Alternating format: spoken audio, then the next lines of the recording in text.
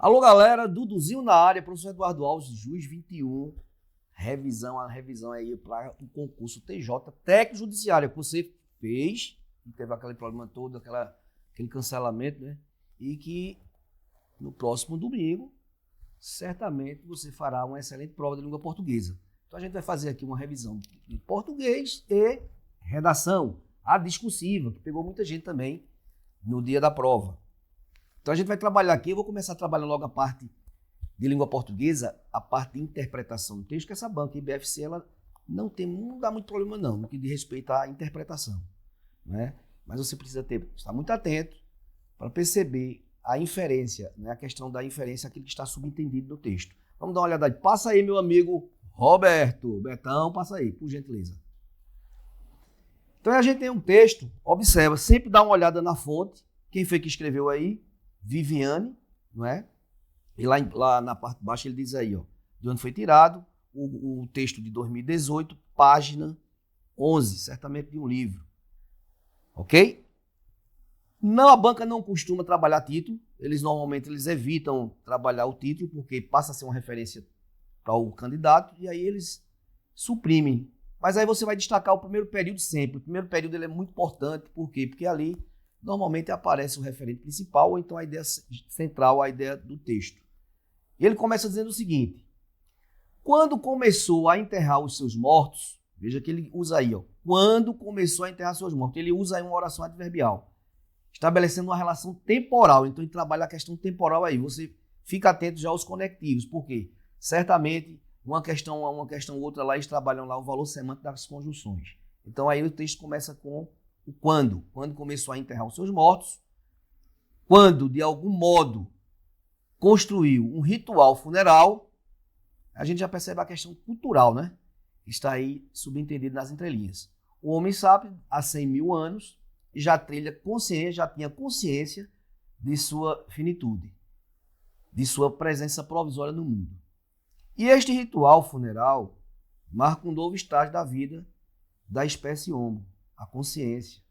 Nasce o homem sabe, aquele que tem a consciência do próprio saber, aquele que sabe que sabe.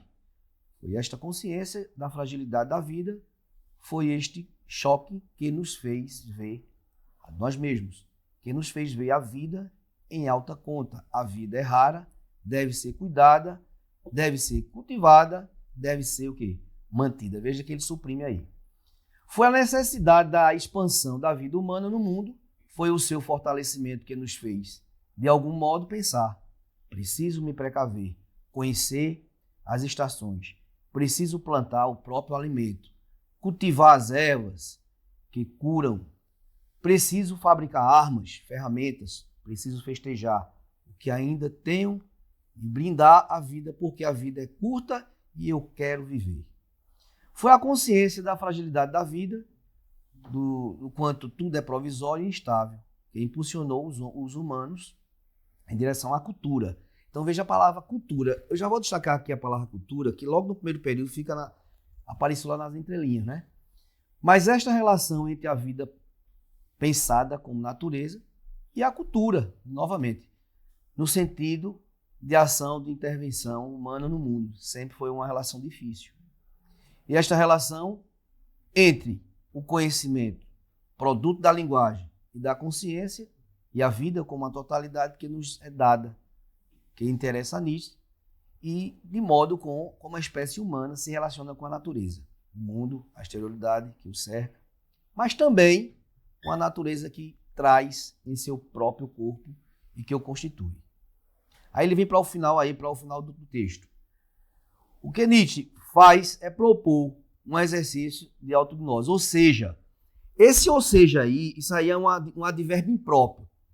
Pode destacar, isso é uma palavra denotativa que estabelece uma relação aí de explicação. O que é que acontece? Toda vez que aqui você percebe, ou seja, isto é, em um texto, ele vai puxar imediatamente uma relação de intertextualidade, ou seja, uma paráfrase. Ele vai fazer uma reescrita, mas dizendo a mesma coisa, né, com outras palavras. Então isso é uma relação intertextual.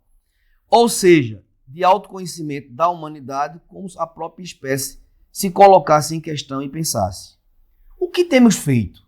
Veja que é um questionamento. O que caminhamos? Que caminhos trilhamos? O que, enfim, nos tornamos? Veja que ele vai lançando várias perguntas. Essas perguntas aí, isso passa a ser uma estratégia, certo? Uma estratégia argumentativa aí do autor. E com este objetivo, que Nietzsche percorre a história da humanidade, procurando não aquilo que aparece, mas aquilo que a cultura esconde. O que, de fato, move a nossa ação no mundo. Outra pergunta. Que valores reproduz? Outra pergunta. Veja que esse último parágrafo aí, ele trabalha aí alguns questionamentos, ele lança perguntas, não é? Isso é de forma estratégica, é uma forma também de atrair a atenção do leitor, ok? Então esse texto a gente percebe que o autor ele se envolve, ele se inclui, é sempre importante você perceber a tipologia, o tipo e o gênero textual, que ajuda bastante. Então você percebe que a função de linguagem utilizada aí não só foi uma função. Função de linguagem aí gira em torno da função referencial, que está preso ao fato, ao que está sendo dito aí, à temática, bem como a função expressiva também, ou emotiva, que ele se coloca em destaque, em evidência. Então são duas funções que a gente percebe com clareza, além da questão temporal. A primeira questão, essa é uma prova, eu selecionei essas questões aí exatamente da banca, na IBFC, e na prova do domingo, a prova de técnico vai vir nesse mesmo formato, nesse mesmo perfil. Então você não vai estranhar. Ele coloca aí, veja, na primeira questão. A partir de sua análise atenta e do sentido global do texto, quando ele fala do sentido global do texto, até porque o texto é uma unidade de sentido. Não vá querer fazer análise de texto, interpretação por parágrafo, por pedaço de texto. Não, o texto tem que ser analisado como um todo, certo? Então é uma construção semântica, é uma unidade de sentido. Então ele pede, atenta de sentido global do texto, assinale a correta. Então veja que o comando da prova dessa banca, ela não cobra, né? Ele não coloca aqueles períodos longos, que muitas vezes cansa o candidato, né? E não, eles são bem objetivos, a banca é objetiva. Então ele diz o seguinte, na letra A cultura é apresentada como uma construção natural e espontânea do ser humano, resultado da harmonia entre natureza e saber. Veja que ele usou o referencial aí do texto, cultura. Então, provavelmente, possivelmente, a alternativa que aparecesse referente à cultura é possível resposta. Então, você já tem que ficar atento aí. Na letra B, ele diz a evolução humana é descrita, só que o referente principal não foi a evolução humana, e sim a questão do aspecto cultural. Então, entre a A e B, você já descarta a letra B. A B não pode ser resposta. A letra C, ele diz, a cultura é vista como uma resposta à fragilidade da vida, apresentando os questionamentos sobre os rumos da humanidade. Ele aponta o referencial que é cultura, do mesmo jeito que na letra A ele fala em cultura, não é? E aí você vai ter que ter um cuidado muito grande para saber o que é que o texto exige como um todo, não é? É uma possível resposta? É, então entre A e a letra C. Na letra D, ele fala que a consciência da morte, o referencial do texto, não é? A palavra-chave, a palavra principal do texto aí não foi consciência, foi a palavra cultura. Então, eu descarto a letra D e descartei a letra B de bola. A resposta vai ficar entre A e C. 50% de possibilidade de acerto, 50% de possibilidade de erro, mas ninguém vai errar no próximo domingo. Agora tem que ter muito cuidado, muita atenção. A letra C, ele diz, a cultura é vista como uma resposta à fragilidade da vida. O texto ele aborda, a autora aborda exatamente isso, apresentando os questionamentos, vou destacar aqui, questionamentos sobre os rumos da humanidade. Esse questionamento a gente percebe com clareza no final do texto, quando ele lança lá o quê? Perguntas. Então aquelas perguntas é exatamente para que o leitor passe o quê? A refletir. É uma estratégia utilizada lá pelo autor do texto. Consequentemente, chegamos à resposta. A resposta realmente é a letra o quê? Letra C. A letra A, parcialmente, não é? Quando ele diz a cultura é apresentada como uma construção natural e espontânea do ser humano, resultado da harmonia entre a natureza e o saber. Então aqui ele desfaz aqui, nessa segunda parte, desfaz aí a resposta da questão 1, letra C. Então preste atenção, você que já vem estudando, né? Você é aluno do JUS 21 e já vem estudando, fez a última prova, o último concurso. percebeu, sentiu que a prova de língua portuguesa não é essa prova toda, não é complicada. Você vai ter que ter uma atenção maior na redação. É uma prova que dá para você fechar, resolver todas as questões, com toda certeza. Agora, precisa ler com atenção, ler com cuidado, certo? Então, a primeira questão, chegamos à resposta. A segunda, ele diz o seguinte: considere a passagem. Foi a consciência da fragilidade da vida. Veja que aí, se você observar, a resposta da letra da primeira questão, quando ele diz apresentando os questionamentos sobre os rumos da humanidade, né? E ele fala antes que a cultura é vista como resposta à fragilidade da vida. Se você perceber esse trecho aí, já responde a questão 1. Não é? Então isso foi prova da banca IBFC. Aí ele coloca, foi a consciência da fragilidade da vida, do quanto tudo é provisório e instável. Quem impulsionou, aí ele destaca o verbo.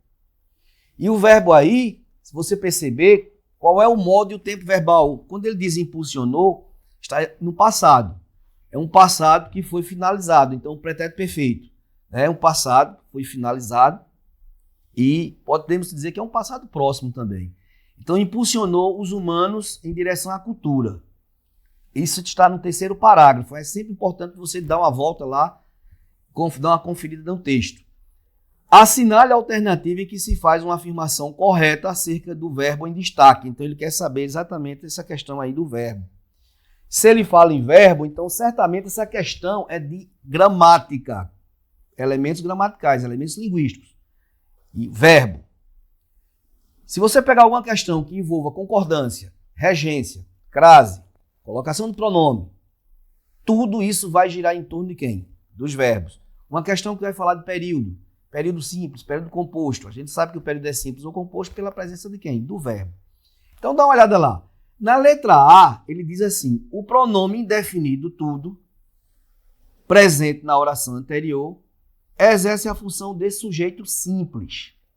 Aí no caso desse aí, quando ele coloca, ó, impulsionou o verbo. Então, tudo é provisório e instável. Quem impulsionou os humanos. Então ele coloca como um pronome indefinido, tudo, presente na oração anterior, exerce função de sujeito simples. Vamos lá, observa. Quando ele diz, ó, quem foi a consciência da fragilidade da vida, do quanto tudo é provisório e instável. O que é provisório e instável, né? Aí, tudo. Quem impulsionou? Aí, quem que foi que impulsionou? Porque você tem que observar a questão do verbo, que ele está destacado o verbo. Os humanos em direção à cultura. Na letra B ele coloca, o sujeito é o pronome relativo que. Então ele está falando do sujeito do verbo. Presta atenção. Porque a palavra tudo, ele assume o papel do sujeito, mas não é do verbo lá, do verbo que está destacado. Certo? Na letra B, ele destaca o que, né, e diz que é um pronome relativo. O pronome relativo é um elemento coesivo que dá início a uma oração subordinada adjetiva e que faz uma retomada sempre a um substantivo. Ok? Então, todas as vezes que aparecer um pronome relativo, a oração é subordinada adjetiva. Outra coisa, não confundir pronome relativo com conjunção integrante. Para ser conjunção integrante, vem logo imediatamente antes do que, no caso, um verbo. Aí, nesse caso aí, não foi o verbo, não apareceu o verbo. Então, esse que, há essa possibilidade de ser. É um pronome relativo, sim. Então, o sujeito é um pronome relativo que, implicando concordância em número e pessoa com o referente pronominal. Número e pessoa. Verdade. Então, a resposta dessa daí, ó, letra B. Então, é uma questão de função sintática, certo? De sintaxe. Então, vou colocar aqui uma outra frase para você perceber quando o que também pode assumir papel de sujeito. Dá uma olhada aqui. Se eu disser assim, ó, o carro que Paulo comprou está na rua. Presta atenção agora. No exercício aí, na questão, na prova, ele colocou o que como sujeito. E é verdade, sujeito. Nesta frase que eu coloquei, se você observar o que, ele faz a retomada ao carro, palavra carro que é o substantivo, e ele não vai exercer papel de sujeito. O quê? Por quê, professor? Porque ele faz parte, ele dá início à oração adjetiva. Eu vou te separar aqui, ó, essa oração aqui. E aí você vai perceber o seguinte, quem foi que comprou? Você vai para o verbo da oração. Quem comprou? Paulo. Quem é o sujeito da frase aqui? É Paulo. E Paulo, quem compra, compra algo. Paulo comprou o quê? Então esse que aqui é um objeto direto. Então fica atento, por quê? Porque essa banca, ela trabalha com a função sintática do pronome relativo, principalmente o quê. Então no exemplo que ele coloca aí, ele diz que é um sujeito verdadeiro aí, isso é verdade. O que está exercendo o papel do sujeito. Mas nem sempre o pronome relativo assume o papel do sujeito. Ele pode assumir função de objeto direto, de objeto indireto, de complemento nominal, de predicativo do sujeito. É uma infinidade de função sintática que o pronome relativo pode assumir. Então, normalmente, a banca trabalha ou sujeito, exercendo o papel do sujeito, ou objeto direto. Então, fica atento. Então, se ele pedir função sintática, por exemplo, do que, não é numa questão isolada, numa questão que ele trabalha só o pronome relativo, então você isola a oração adjetiva, vai para o verbo ele vai determinar quem é o sujeito ou não, certo? Então, essa questão daí é 2, a letra B é a resposta. Na C ele diz que o verbo está flexionado na terceira pessoa do singular em razão do caráter impessoal. Esse verbo não é impessoal, esse verbo é pessoal. Se o sujeito está no singular, o verbo está no singular. É o caso aí que acontece. Se o sujeito estiver no plural, aí o verbo imediatamente irá para o plural. Então, isso é um verbo que não é impessoal. Então, está errado aqui. Verbos impessoais, você sabe, o verbo haver no sentido de existir, quando ele indicar também no sentido de ocorrer, de acontecer, ou quando o verbo haver indicar tempo. Então, eles são impessoais, eles passam a ser impessoais aí. O verbo haver funciona como impessoal, e aí só pode ficar na terceira pessoa do singular. Não é o caso aí da questão. Assim como o verbo fazer também, né? O verbo fazer indicando tempo decorrido, ele é impessoal, ele não pode ir para o plural. Na letra D ele diz, o vocábulo consciência, que forma a primeira oração, é também núcleo do sujeito passivo do verbo impulsionou. Não é passivo, né? O verbo aí está na voz ativa. Então, é errado. A, D, A, C, está errado. E a letra A. Então, a resposta, letra B de bola. Uma questão de gramática. Então, você vai encontrar certamente uma questão que envolve essa parte de análise sintática na prova do próximo domingo. A questão 3 diz o seguinte, ó, na passagem, como se a própria espécie se colocasse em questão e pensasse. O que temos feito? Aí, ó, aqui, feito. Que caminhos trilhamos? O valor semântico das formas verbais nas perguntas indicam, respectivamente, uma ação. Nesse caso aí, veja as perguntas que foram feitas, né? Então, o valor semântico das formas verbais nas perguntas indicam, respectivamente, uma ação de quê? É uma ação, né, que ocorre aí, ó, na letra A, ele diz presente, futuro em relação ao passado. Não tem nada a ver isso aqui. O que temos feito, ó, futuro, não tem nada a ver ser futuro isso aí. Pontual no presente, pontual no passado. Também não, no presente não. Futura, falso. Sobrou aí a letra D, em processo. Então, o que temos feito, que caminhos trilhamos, isso aí é em processo, e um passado que concluído. Então, a resposta, letra D. A banca gosta de trabalhar o valor semântico dos verbos, então fica atento. O verbo, por exemplo, o gerúndio, quando o verbo estiver no gerúndio, que é aquela forma NDO, ele gosta de dizer o seguinte, que aquilo ali é uma ação, ó, que não foi finalizada, é uma ação que está em andamento. Então, ação em andamento, isso é marca do gerúndio. Então, fica atento. Então, no domingo, eles podem trabalhar uma questão envolvendo aí o valor semântico dos verbos. Quarta questão diz assim, nessa prova, observando o sentido do fragmento. Quando ele fala sentido, então é o aspecto semântico do texto, né, também. Quando começou a enterrar os seus mortos, quando de algum modo construiu um ritual funeral, no primeiro parágrafo, logo no início, assinale a alternativa em que a reformulação para a voz passiva analítica está correta. Então, voz, vou anotar aqui, voz passiva. Quando ele diz que é voz passiva, o sujeito ele sofre ação, ele é paciente. Voz passiva analítica. Na voz passiva analítica, porque existem dois tipos. A voz passiva analítica, que ela é formada por uma locução verbal, que aí você pode flexionar tanto o verbo auxiliar quanto o verbo principal. E a voz passiva sintética, quando existe aquela partícula passivadora, o si. Tá? Mas aí ele foi bem claro, ele disse passiva analítica, tá aqui, ó, no comando da questão. Então ele pede a correta. Na letra A, quando foram começados a ser enterrados os seus mortos, se você observar, se você pega o fragmento acima, não é, e transforma para a voz passiva analítica, então essa letra A já foge. Né? Ela foge porque quando foram começados, pode cortar isso aqui. Não cabe. Na letra B, quando os seus mortos começaram a ser enterrados, quando de algum modo um ritual funeral foi construído. Chegou a resposta. Letra B de bola é exatamente, ele muda a transposição da ativa, né, que está no comando da questão, para a passiva. Então a passiva aí está exatamente na letra B. Então na voz passiva o sujeito sofre ação, certo? E o que era sujeito na ativa, na passiva ele se transforma, o que era objeto direto na ativa, na passiva ele se transforma em sujeito paciente. Então, quando os seus mortos começaram a ser enterrados, quando de algum modo um ritual funeral foi construído, ou seja, alguém construiu. Então a resposta dessa quarta, letra B. Então veja que nós trabalhamos até agora 4 questões dessa prova, né? Uma questão de interpretação do texto e 3 de gramática. Então, é uma banca que eu posso dizer que é uma banca gramatiqueira.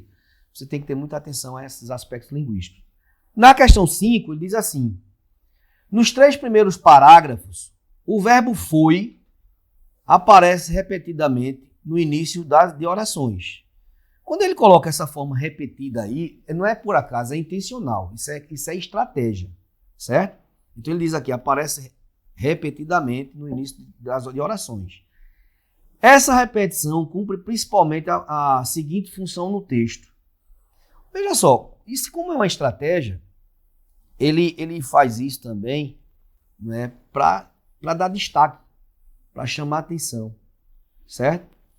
Então na letra A ele diz, ó, destacar semanticamente os sujeitos das orações, conferindo ênfase à causa de certos processos. Então aqui nessa letra A, eu vejo a palavra destacar e também vejo a palavra aqui, ó, conferindo ênfase. Então quando existe uma repetição dentro de um texto, seja de um substantivo, seja mesmo de verbos, né, qualquer palavra, qualquer vocábulo, se essa palavra se repete, não aparece do nada. Muitas vezes é de forma intencional. É com a intenção de enfatizar, dar destaque. Então, essa letra A já é uma possibilidade de resposta. Na letra B, ele diz indicar a variação temporal. Não. Então, essa variação temporal aí não é o caso aí, não é essa repetição. Até porque, se você voltar ao texto, os verbos aí, essa repetição do verbo, ele está no mesmo tempo verbal. Não há essa variação temporal. Porque quando ele diz variação temporal, é como se estivesse mudando o tempo do verbo. E não acontece isso. Certo? Na C, marcar a impessoalidade. Mais uma vez, a impessoalidade de um verbo, quem confere são os verbos que indicam o fenômeno da natureza, o verbo haver no sentido de existir e o verbo fazer indicando o quê? Tempo. Então não é o caso aí, não é marca de impessoalidade de jeito nenhum. E na letra D, substituir estruturas passivas. Não, né? Modernizando o discurso e conferindo fluidez, nada a ver. Então, resposta A, letra A. Então essa repetição aconteceu para dar destaque semanticamente ao sujeito das orações. Então, quem é o sujeito do fui? Então, aí ele sai pontuando todos esses verbos, chamando a atenção exatamente do sujeito, da frase, do período. Ok? Então, isso é uma estratégia do autor. A questão 6 diz assim: ao observar as formas de particípio, aquelas formas que é, porque o particípio, existe o particípio regular e o irregular. E você sabe, terminação ado e ido, particípio. Né? Você disse assim, ele foi morto, particípio também. Então, forma regular, quando for a terminação A do ido, e a outra forma lá, né, quando ele foi morto, é a forma irregular. No caso aí, ele diz, ó, ao observar as formas de particípio, aí ele coloca o fragmento. A vida é rara, deve ser cuidada, olha aí, cuidada, cultivada, mantida. Olha a terminação aí, particípio. Primeiro parágrafo. É correto afirmar, segundo a morfossintaxe, que elas são. Vamos lá, quando ele diz aí, não é? Letra A, coordenadas em relação a deve ser e funcionam como complementos nominais. Não é? Até porque é uma forma nominal do verbo, mas não funciona como complemento nominal, não. Certo? Ele faz parte da locução, de uma locução. Então, essa letra A não pode ser. A letra B diz subordinadas em relação ao verbo ser, né? O verbo é, e funcionam como objeto direto. Como é que vai funcionar como objeto direto se ela faz parte da locução? Então, não exerce função sintática. Nem pode ser sujeito, nem pode ser objeto. Certo? Então, você corta aí a A e a B. Na letra C, coordenadas entre si, tá? Quando a gente fala que a oração é coordenada, é porque essa oração ela passa a ser livre, independente uma da outra. Então, as orações não dependem uma da outra. Se eu disser assim, andei, vírgula, corri, vírgula, parei e voltei a correr. Então, se você observar, todas essas orações que eu construí aí são orações independentes, livres, uma não depende sintaticamente da outra. Que é o que aconteceu aí nesse fragmento. Não é? Então, quando ele diz a vida é rara, vírgula, deve ser cuidada, quem deve ser cuidada? A vida. A vida deve ser cultivada e a vida deve ser o quê? Mantida. Coordenada entre si, exerce a função sintática predicativo do sujeito, porque está apontando, né, o estado em que o sujeito se encontra. Então a resposta já chegou aí, que é a resposta letra C. Você percebe que ele misturou o período composto e com a questão semântica também. Então ele trabalhou a questão semântica, a questão do conhecimento de período, né, período por coordenação, bem como ele trabalhou aí também, no caso aí, né, as orações. E a função sintática, que no fundo ele fala que é um predicativo do sujeito. Então nessa questão ele envolveu vários conteúdos. Na letra D, subordinada. Não, são subordinadas porque as orações aí elas não dependem uma da outra. Então, quando ele coloca que é subordinada, já está fugindo aí, porque essas orações elas não dependem sintaticamente. Aí você vai dizer, professor, mas quando ele diz a vida é rara, deve ser cuidada, ele não está dependente lá da vida, do sujeito? Sim, mas o sujeito ele simplesmente suprimiu. Então eu poderia dizer, a vida deve ser cuidada, ponto final. A vida é rara, ponto final. Eu posso construir períodos simples a partir daí, certo? Então houve a supressão do sujeito para evitar uma repetição desnecessária. Então a resposta C. A sétima questão diz assim, sétima questão, com base nas regras do acordo ortográfico da língua portuguesa. Então, essa banca ela gosta de trabalhar essa questão da ortografia, né? Da acentuação gráfica também, você precisa ter atenção, porque quando se fala, por exemplo, em ortografia, acordo ortográfico, ele pode envolver a questão da escrita da palavra, certo? Ele envolve a escrita. E a escrita, a acentuação gráfica está relacionada também com a escrita. Aí muitas vezes ele coloca lá uma palavra que deveria ser acentuada graficamente que não estava acentuada. Então é um erro ortográfico? É. Aí às vezes o candidato faz, mas é um erro de acentuação. Sim, o erro de acentuação gráfica é um erro de ortografia também. Ok? Então ele diz, ó, assinale a alternativa em que o emprego do hífen está totalmente inadequado. Aliás, está totalmente adequado. Então ele quer a correta. Ele quer a correta aí nessa questão, na questão 7. Certo? E aí você vai observar, ó, ele fala do hífen, então aqui na letra A o hífen aqui, 2 vezes, na letra B, veja que não existe o hífen, a palavra coexistência, né? Aí vem na letra C, autoestima, ele destaca, sociohistórica, e aí na letra D, ele pontua aí Meio ambiente, vê como se escreveu meio ambiente. Então essa letra D aqui já está aqui, já é errado. Isso, meio ambiente junto, não tem nada a ver, não é uma palavra composta. Isso aí já está a falha aí, né? Aí eu observo o seguinte, vê. Na letra A aqui, autoconhecimento e correflexão. Você vai observar o seguinte. Quando a gente coloca aqui, ó, correflexão, né?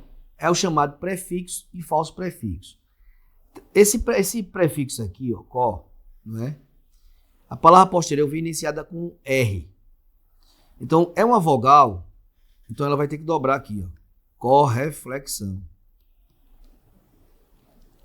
Então, não cabe aí o hífen. Certo? Por quê, professor?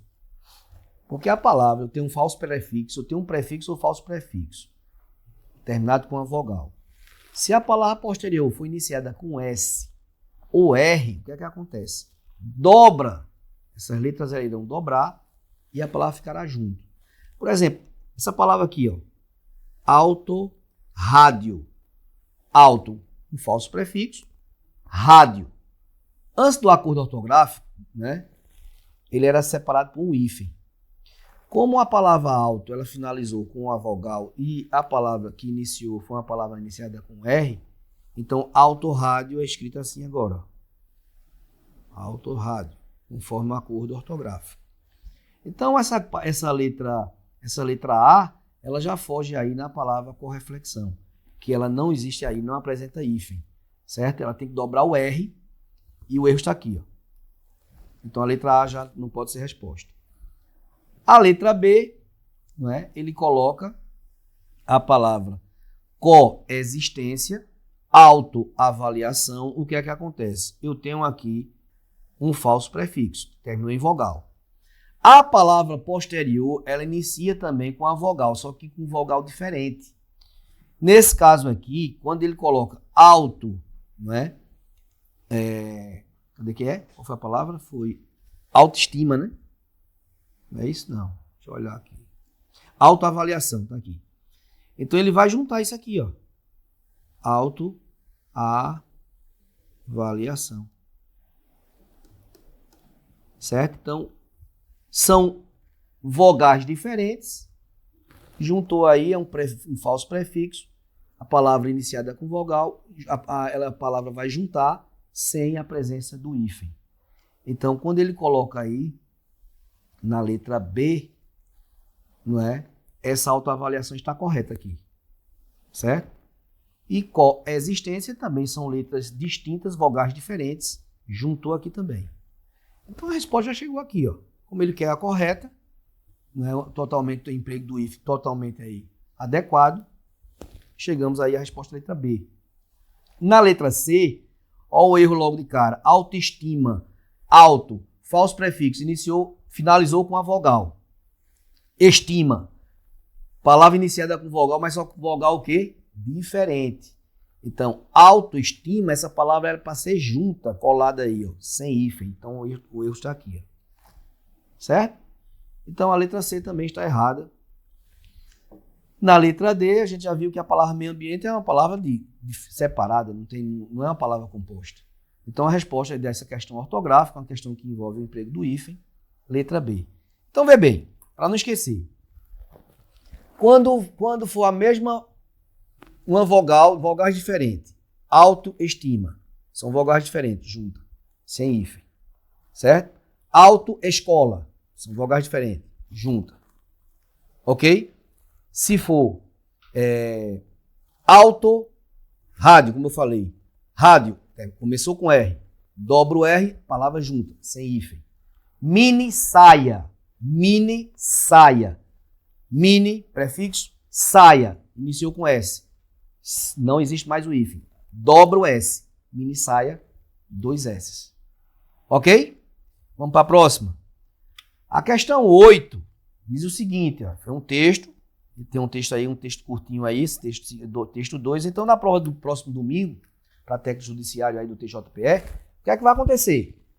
Eles vão trabalhar esse mesmo formato de prova, eles vão colocar 2 textos, tá? Normalmente o primeiro texto é um texto maior e o segundo texto é um texto curtinho, mas a prova ela é dividida em 2 textos. Sempre é uma tendência da prova do próximo domingo. Então ele diz, ó, ele coloca aí quem escreveu, a fonte, tá aí, Carola, Companhia das Letras, de 2008. Certo? Então ele diz o seguinte: dizem que a separação nunca é um núcleo, uma urgência. Dizem que ela começa em seu avesso.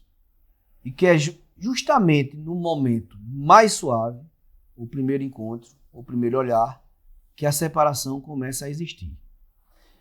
Eu prefiro acreditar que a separação nunca termina, porque o último dia, a última noite, é um instante que se repete a cada espera, a cada volta, cada vez que sinto a tua falta, cada vez que pronuncio o teu nome. Eu acredito. Vê, só por esse fragmento aí, a gente já percebe o seguinte: o autor se incluiu no texto, tá? Se fosse perguntar qual é a pretensão comunicativa do autor, foi informar? Ou foi se colocar em destaque? Ele pontuar o que ele sente, o que ele acha. Então, a gente percebe com clareza que a função predominante aí, até então, não é a função referencial. Porque a função referencial, o autor ele está preso ao fato, ao acontecimento, à informação, ao contexto, ao que acontece. Na função expressiva ou emotiva, o autor ele se envolve, ele se coloca em destaque, em evidência. Normalmente existem os verbos na primeira pessoa, pronomes também na primeira pessoa. Então, na prova do domingo, é muito provável que eles trabalhem uma questão de funções da linguagem, que está no conteúdo programático, funções da linguagem.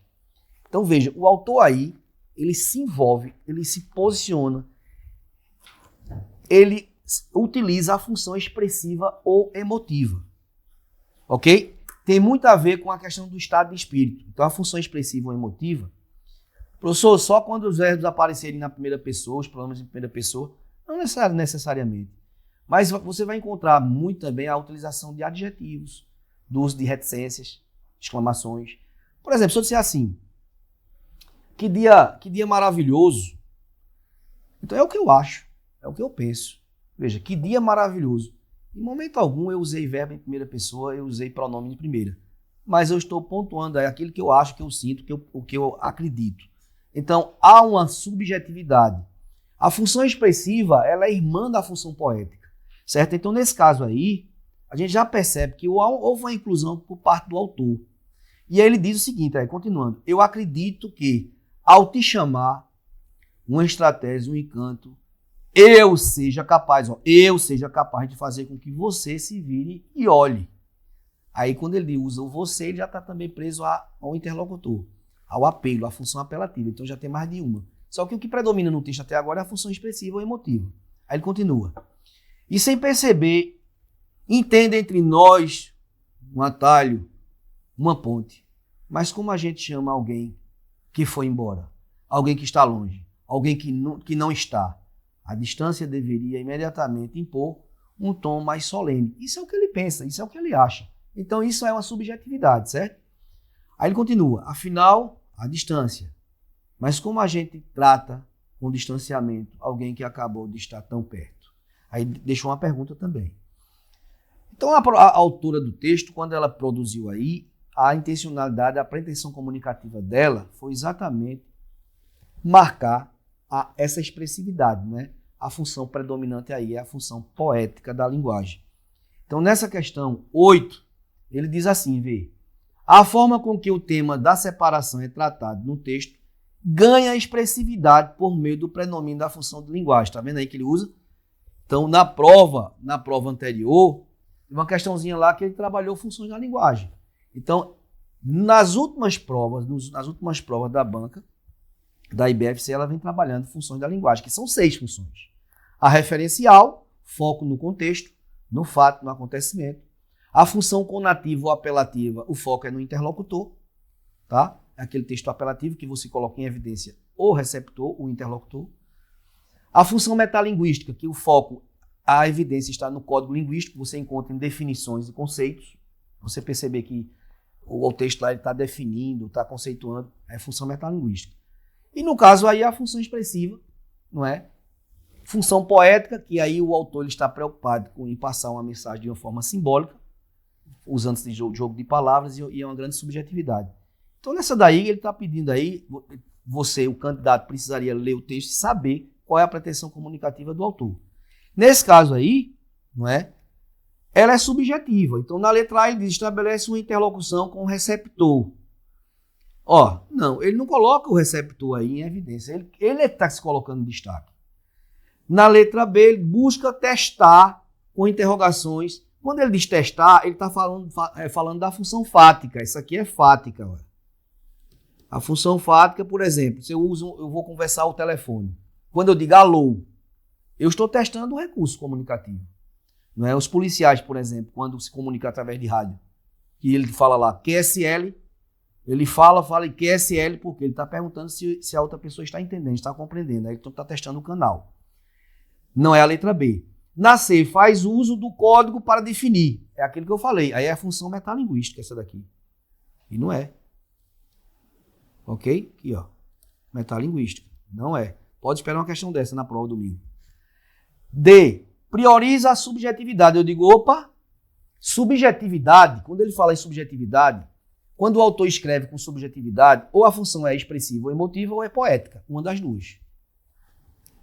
Com marcas de primeira pessoa. Se é marca de primeira pessoa, em pronomes e verbos. Nesse caso, a função é emotiva ou expressiva. A resposta, letra D.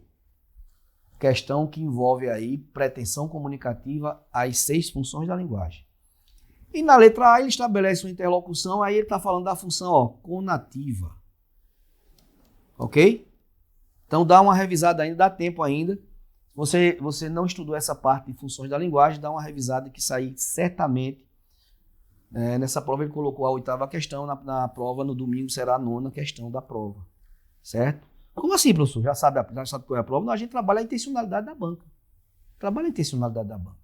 Então tem que trabalhar com a intenção de quem prepara a prova. Certo? Se é recorrente esse tipo de questão, então normalmente eles usam. Eles usam no segundo texto, por quê? Porque às vezes é um texto curto, às vezes é uma passagem poética, às vezes é uma passagem expressiva, como foi o caso aí. Certo? Aí vem a questão 9, né? Ele diz, como resposta a ruídos altos ou objetos que se aproximam rapidamente. Está lá no 4º parágrafo isso aí. 4º parágrafo. Certo? Não ocorre crase. Então já destaca aqui, ó. Então a banca IBFC gosta muito de usar crase, regência em prova. Assinale a alternativa que apresenta a opção em que a crase é obrigatória. Crase é obrigatória. Aí você vai observar o seguinte, ó. A crase ocorre muitas vezes pela relação entre um termo regente e um termo regido. Como assim, professor? Deixa eu mostrar aqui.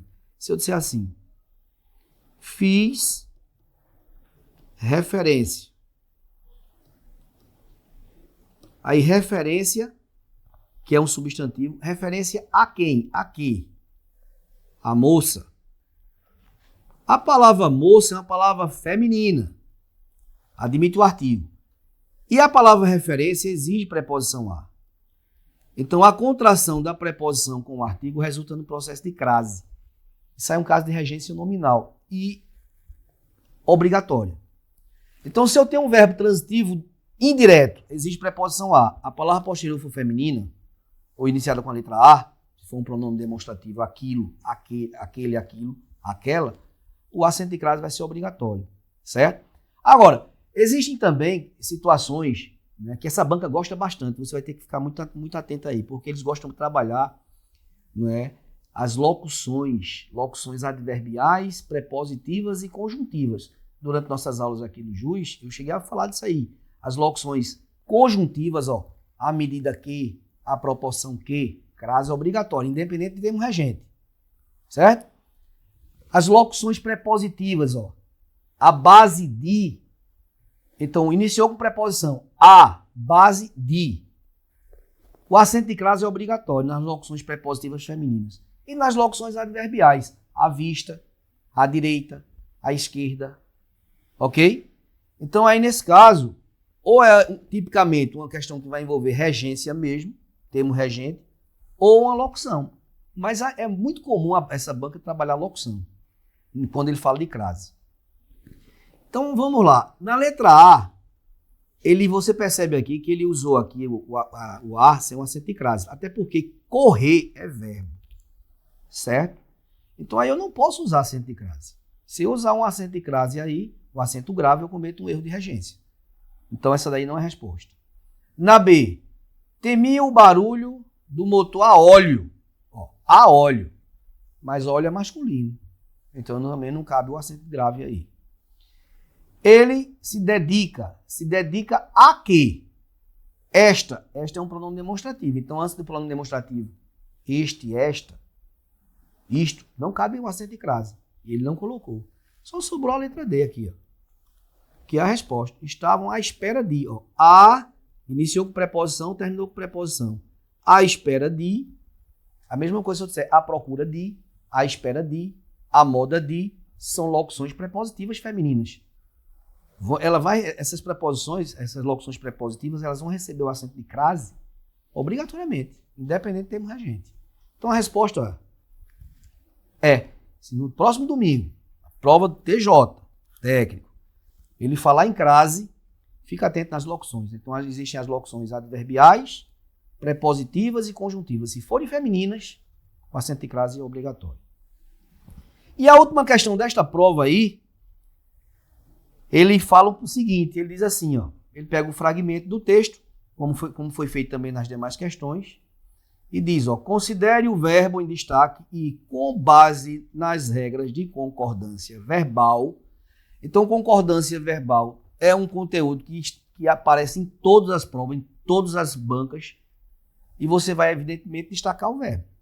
Não é? Só que aí, nessa questão, esse formato de prova da IBFC, ele gosta de colocar um fragmento e, a partir desse fragmento, ele vai justificar o porquê aconteceu a concordância. Certo? Então, muito cuidado. Então, ele diz assim, vê. No fragmento ele diz, na história da ciência não faltam. Aí eu destaco aqui faltam, que é o verbo. E o que é que não falta? Exemplo de descobertas revolucionárias.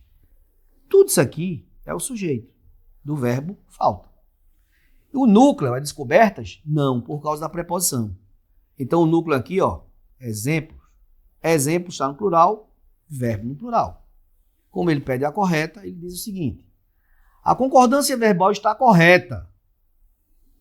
Por quê? Pois exemplos é o núcleo do sujeito e exige o verbo no plural, independentemente da inversão. Chegou a resposta. A resposta já logo na primeira questão aí, na primeira questão não, na primeira alternativa, na letra A, já é a resposta. Então ele já justifica corretamente aí a resposta da letra A. Na B ele diz, a construção verbal empregada está correta. Certo? Ainda que o sujeito esteja implícito, indicando pesquisador. Não, de jeito nenhum. Até porque o sujeito também não passa a ser aí pesquisadores, e sim exemplos. Certo? Na C, o uso do verbo no plural é facultativo. Não é facultativo, porque ele vai ter que concordar com o núcleo do sujeito, que é a parte que é exemplos. Então já está fora. Na D, a forma verbal plural foi escolhida por uma questão de ênfase negativo. Ela foi escolhida para concordar com o núcleo do sujeito, que é a palavra exemplo. Então vem cá. No próximo domingo, a prova de língua portuguesa, ela não vai estar nem mais nem menos do que o que a gente apresentou aqui. Então, dá tempo ainda você dar uma olhada lá naquela parte que eu falei de funções da linguagem, que é mais uma questão de conhecimento específico mesmo, da parte de interpretação do texto. A concordância verbal sempre é a relação que se estabelece entre o verbo e o sujeito. E aí é importante dar uma olhada também no caso que existe o sujeito composto pós-posto ao verbo, que a concordância ela pode ser facultativa, concordando com o núcleo mais próximo, se estiver no singular, ou com os dois. É um caso que a banca IBFC gosta bastante. O uso da crase nas locuções prepositivas, adverbiais ou conjuntivas, como eu falei, não é? E creio que eles devam trabalhar uma questão, não é? A questão que vai envolver lá o valor semântico das conjunções.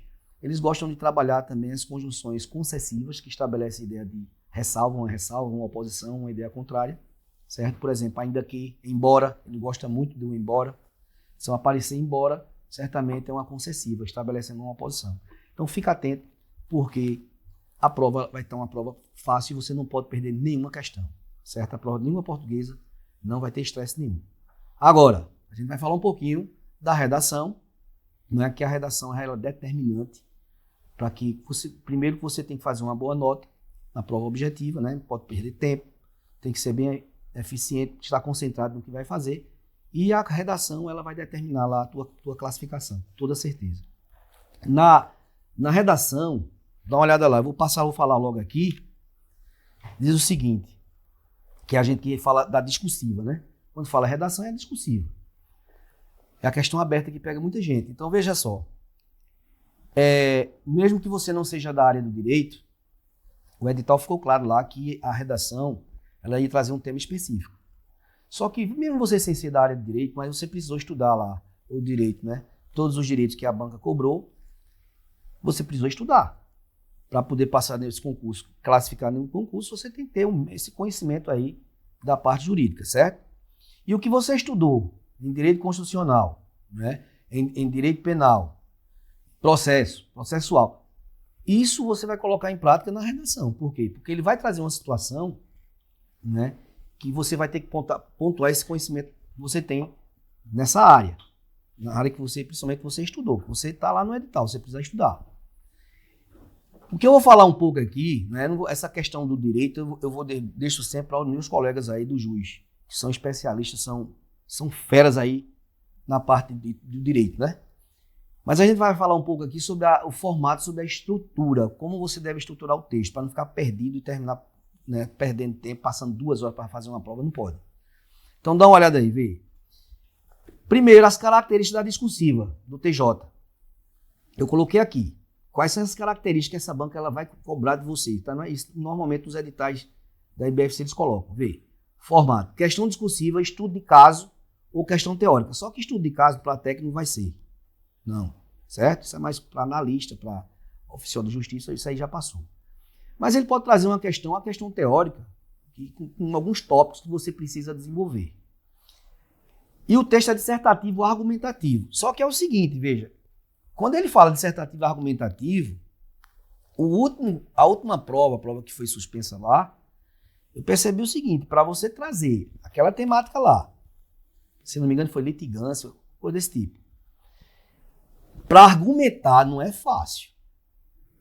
O texto ele puxa um pouco para a questão da exposição, porque você vai ter que expor, não há como. Mas você não pode esquecer, em algum momento você precisa argumentar, porque senão você foge da exigência da banca, e aí você perde muito ponto, certo? Por mais que você topicaliza lá, coloca alguma pergunta que puxe muito essa exposição, mas você de alguma forma você vai ter que procurar argumentar.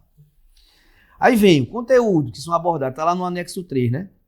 Conhecimento específico, direito constitucional, administrativo, civil, processo civil e penal. Na última prova, professor, será que ele vai repetir na mesma área? Bom, pode ser que aconteça, mas eu acredito que não. Certo? Eu acredito que não. Pode ser que ele traga uma outra situação aí, direito penal, administrativo. Acho que o outro foi administrativo, não sei se estou lembrado se foi administrativo, parece que foi administrativo. Né? Aí vê.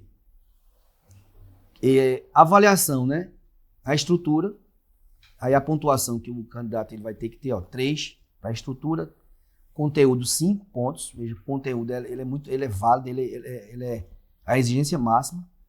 E a questão da norma padrão, né, da expressão, 2 pontos. Gramática, coesão e coerência, a questão gramatical, 2 pontos. Então, busque a nota máxima, certo? Estilo, posicionamento técnico fundamentado. Eu vou até destacar isso aqui. Fundamentado na lei, jurisprudência, pode aparecer sim. Não apenas opinião pessoal aqui, ó. Por isso que eu falei. É uma prova que, assim, eu discordo um pouco, sabe? No caso do texto argumentativo. Porque, por exemplo, prova de PRF, de Polícia Federal, que normalmente é outra banca, ele trabalha lá com tópicos também. E lá é que ele preza pelo grau de informatividade, de conhecimento que você tem daquilo ali. Então, normalmente é uma prova dissertativa, expositiva. Aqui, ele pede argumentativo. Só que o que ele sugere é como se fosse puxasse muito para a exposição. Por isso que eu estou dizendo, você tem que ter muito cuidado para não construir um texto totalmente expositivo e não argumentar nada, que aí vai perder. Dá uma olhada nesse modelo aqui, vê. Eu trouxe uma situação, certo? Isso aqui é uma situação hipotética, eu construí aqui para que você até possa treinar, treinar em casa, né? Até a prova, vê, dá uma olhada. Eu coloquei aí. Gabriel flagrou Patrícia, sua namorada, em um momento íntimo com Pedro. Né?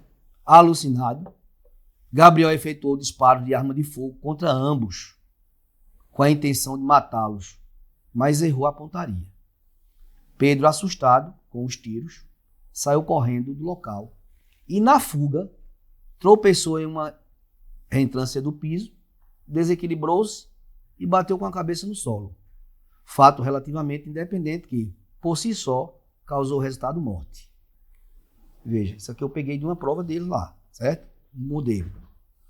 Gabriel aproximou-se de Patrícia, ainda com munição de sua arma, porém, ao vê-la assustada, desistiu de prosseguir com seu intento original.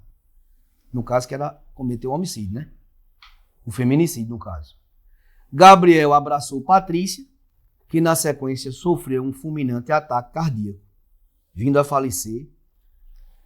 Gabriel foi denunciado pelo homicídio doloso de Pedro e Patrícia, ante ao exposto, discorra fundamentadamente através do texto dissertativo, considerando as disposições da lei penais e suas alterações recentes de texto. Vê. Então, ele apontou, colocou uma situação, a banca, né? E a partir dessa situação, o candidato precisaria falar sobre, que ele pede aqui, ó, coloca em 3 tópicos. Discorra sobre a diferença entre desistência voluntária, arrependimento eficaz e tentativa. Isso aí você estuda. Mesmo que você não seja da área de direito, você não é bacharel, não. Eu sou um professor de educação física, eu sou um professor de física, de matemática, eu sou qualquer área. Se você vai fazer um concurso do TJ para técnico, você tem que estudar essas matérias aí, certo? Esse conteúdo. Você precisa estudar e ter conhecimento. 2. Discorra sobre a teoria adotada do direito penal no que tange à tentativa e à sua natureza jurídica. E 3. Tipifique a conduta de Gabriel em relação a Pedro. Tá vendo aí? Em relação a Pedro. Não em relação a... Como é o nome dela, da outra? A Patrícia. Certo? Então, 3 situações. O que é que acontece? O candidato, ao pegar isso aí, ele vai ter que seguir, certo? Esses tópicos aí. Professor, se eu posso misturar isso aí? Não pode misturar não. Você tem que seguir nessa sequenciazinha aí. Sem perder de vista. Olha o que foi que o candidato fez. Vê, dá uma olhada. Ele diz o seguinte, é um modelo da discursiva, certo? Olha o que o aluno colocou. Ele primeiro pegou a introdução, que ele pede o texto dissertativo argumentativo, a estrutura, introdução, desenvolvimento e conclusão. E aí eu peço que você formule em 4 parágrafos. Introdução, desenvolvimento 1, desenvolvimento 2, conclusão. Professor, mas ele colocou 3 tópicos, certo? O que é que você faz? Você vai usar a introdução para apresentar, para fazer a apresentação do que você vai falar. O D1, você usa o tópico 1. O D2, o tópico 2. E o parágrafo final, você usa o tópico 3 e dentro do mesmo parágrafo você finaliza. Ok? Dá uma olhada aí no que o aluno colocou. Primeiro ele usou 3 períodos, corretíssimo aí. Então quando você for fazer a introdução, você tem que usar 3 períodos. Posso usar 4, professor? Pode. Mas o ideal é que você construa a sua introdução em 3 períodos. E o candidato fez aí, ó. Aí o que é que ele coloca? O direito penal brasileiro prevê mecanismos específicos para responsabilizar o agente quando o crime não chega à consumação. Ponto. Primeiro período. Veja que isso aí a gente chama de repertório, que ele usou aí a questão do direito penal brasileiro. Nesse contexto, é o elemento coesivo, observe que eu pontuei, eu marquei aí, ó. Tá na cor azul, porque toda vez que você colocar um ponto final, finalizar um período, você tem que usar um elemento coesivo, porque senão você perde ponto. Você perde muito.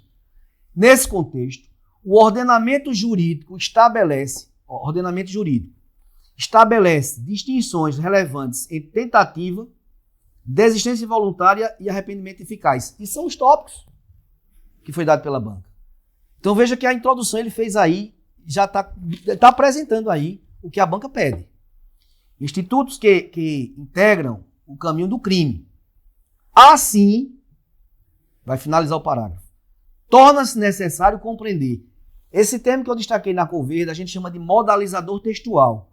É imprescindível que você coloque. Por quê, professor? Porque isso chama a atenção de quem vai corrigir. Torna-se necessário compreender tais figuras jurídicas, que foram citadas aí, para a correta definição da responsabilidade penal diante das circunstâncias apresentadas. Ponto. Essa introdução ficou perfeita. Certo? Então você pode seguir esse modelo aí de introdução. Pode. Para qualquer temática que você pegar. Ok? Não esquecendo de apresentar os tópicos que ele coloca. E veja que ele colocou na sequência. Aí no desenvolvimento. A priori, é importante destacar, veja que a priori é um elemento coesivo que vai fazer a conexão entre a introdução e o D1, desenvolvimento 1, e vai usar o modalizador textual também. Ó. É importante destacar que. Quando você diz é importante destacar que, está chamando a atenção. Vai destacar. O que é importante destacar? A tentativa prevista no artigo 14, né, do Código Penal, ocorre quando o agente inicia a execução do delito, mas o resultado não se concretiza por circunstâncias alheias à sua vontade. Ponto. Elemento coesivo. Nessa perspectiva, diferentemente da tentativa, a desistência voluntária caracteriza-se quando o agente, podendo prosseguir na prática criminosa, decide espontaneamente interromper a execução criminosa. Ponto. Cumpre salientar ainda que o arrependimento eficaz verifica-se quando o agente já realizou todos os atos executórios, porém, impede voluntariamente a produção do resultado. Desse modo, enquanto na tentativa a não consumação decorre de fato externo, nos demais institutos, há a verdadeira autolimitação da conduta pelo próprio agente. Aí ele vem aí e finaliza o desenvolvimento 1. No desenvolvimento 2, dá uma olhada lá, passa lá, Betão. Outro sim, que é outro elemento coesivo, no que se refere à tentativa, o direito penal brasileiro adota a teoria objetiva. Veja que o candidato está mostrando conhecimento sobre o tema. Certo? Eu vejo também um pouco de eu vejo exposição aí, porque precisa, mas ele não pode esquecer de argumentar. Aí ele continua. Segundo a qual a punição fundamentada-se no perigo concreto causado ao bem jurídico tutelado. Sob essa ótica, a tentativa possui natureza jurídica de norma de extensão temporal da tipicidade, permitindo a incidência de norma penal, mesmo sem a consumação do delito.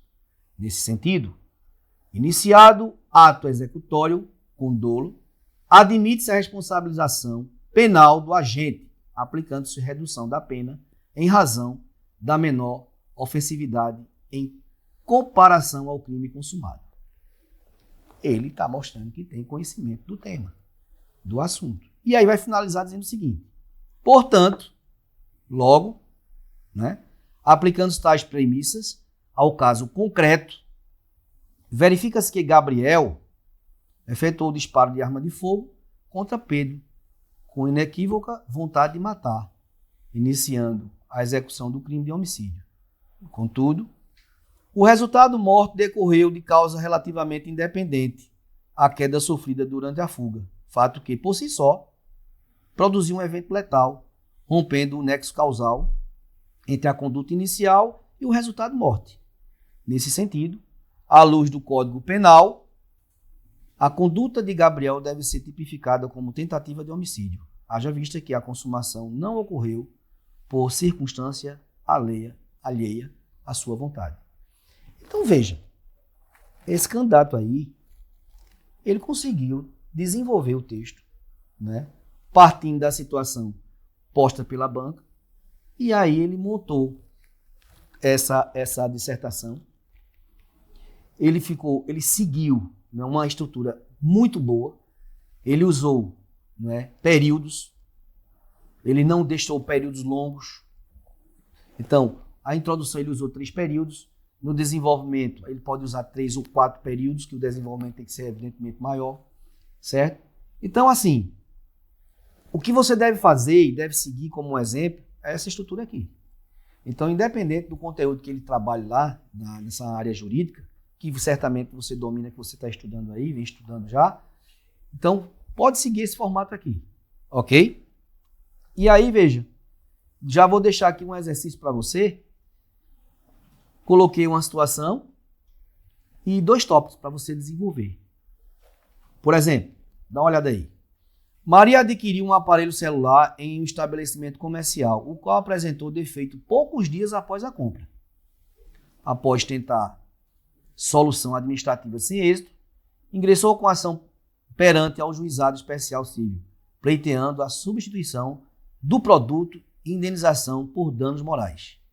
Durante o trâmite processual, foi designada a audiência de conciliação, oportunidade em que se discutiu a possibilidade de acordo entre as partes, bem como a necessidade de assistência por advogado. Diante da situação apresentada, responda fundamentadamente por meio de texto dissertativo, argumentativo no caso, considerando as disposições da Lei 9.099/1995. E aí ele coloca o tópico lá. Discorra sobre os princípios orientadores dos juizados especiais cíveis e sua finalidade no acesso à justiça. Explique as regras relativas à competência, à obrigatoriedade de advogado e ao papel da conciliação no procedimento no juizado especial civil. Então, primeiro você tem que saber se nesse segundo tópico, quando ele coloca, explica as regras relativas à competência, à obrigatoriedade de advogado. Será que vai ser obrigado mesmo?